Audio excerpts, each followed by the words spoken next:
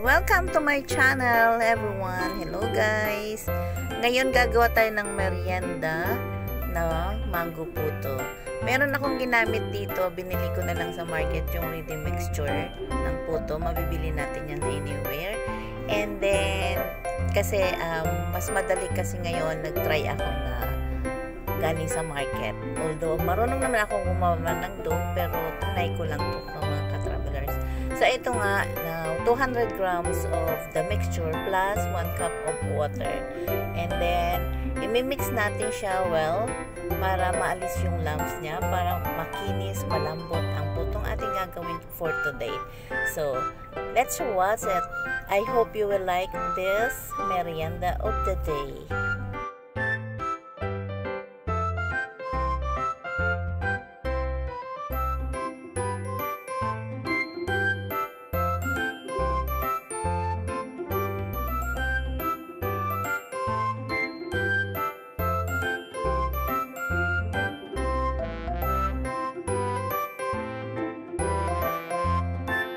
Yan, since okay na yung butter, kailangan nating lagyan ito ng asukal. So, nilagyan ko lang to ng 1 cup of sugar.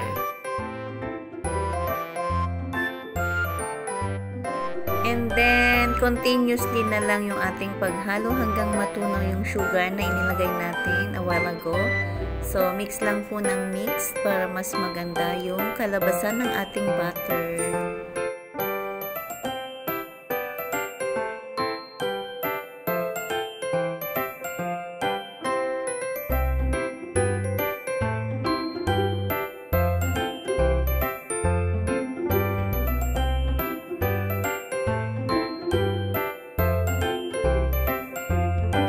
Next step naman, ilalagyan natin ng 1 cup of grated cheese. Actually, ilalagay ko dito is 2 cup. So, depende na po lang sa inyo kung gaano karami ilalagay yung cheese dito. So, for me, ilagyan ko lang siya ng 2 cups.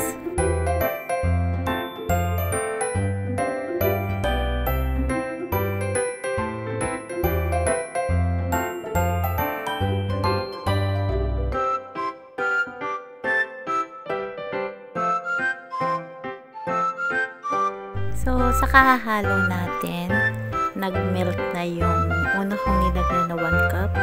So, ito na ulit yung second cup ng ating grated cheese. And then, hahaluin ulit natin ng hahaluin katulad ng una natin ginawa para mag-melt ulit siya, para sumama siya sa butter.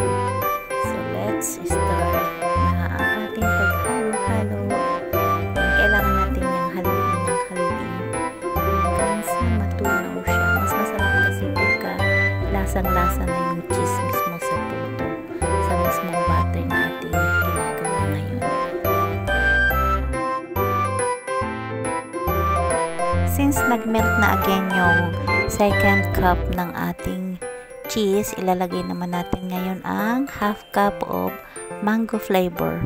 Actually, itong mango flavor na to, makakadagdag talaga to sa masarap na lasa ng ating puto. At I'm sure makakagawa tayo ng yummy and delicious puto dahil dito. At saka, itong nilagay na flavor ay may aroma din ng mango. So, sa pang-amoy pa lang mga ka-travelers, talagang magugustuhan mo na talaga ang ating mango puto.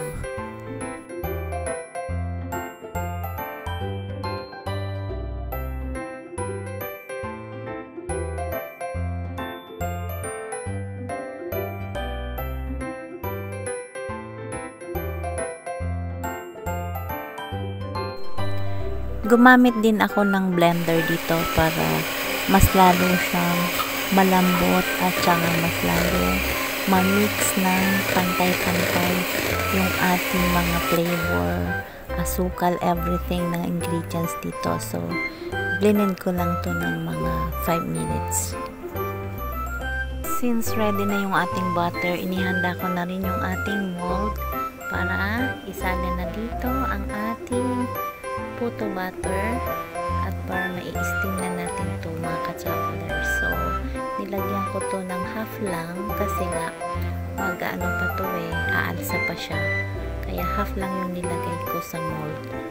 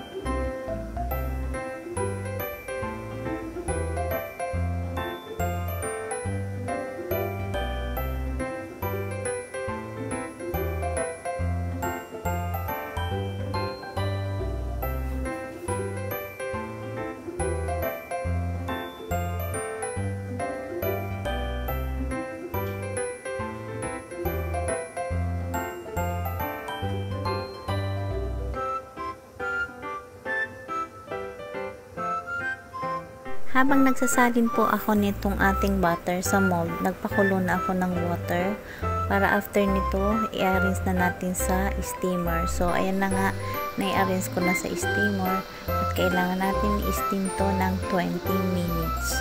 After 20 minutes, makikita na natin ang ating very yummy na puto. Yan.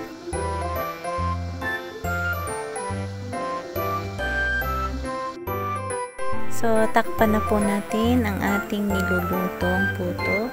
Then, after 20 minutes, it will be ready. Moments later.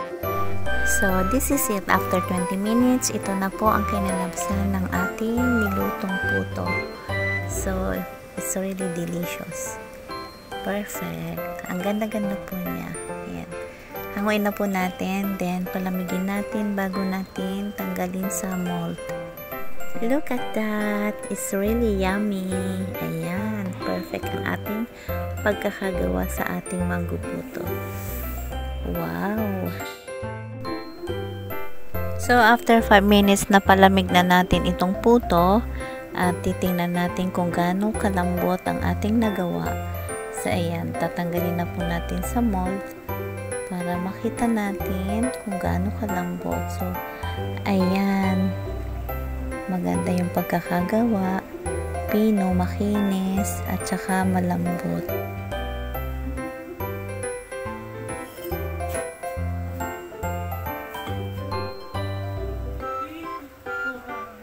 So, ito na, isasali na natin itong ating mga puto na naluto dito sa glass mold. Nakagawa ako ng 32 pieces sa 200 gram na puto powder na ginawa natin ngayon. So, ito mga ka-travelers, madaling gawin kapag may bisita tayo na biglaan at merienda din ng family araw-araw. Masarap po ito at saka easy to prepare at ang cost ay very small lang yung cost nito. So, pwedeng pang negosyo, pwedeng panghanda sa ating mga bisita at pang merienda ng ating family. Thank you so much for watching. I hope nagustuhan ninyo ang aking video ngayon ng ating mango puto. Ayan, kita nyo naman, super lambot ang ating pagkakagawa. Thank you so much for watching.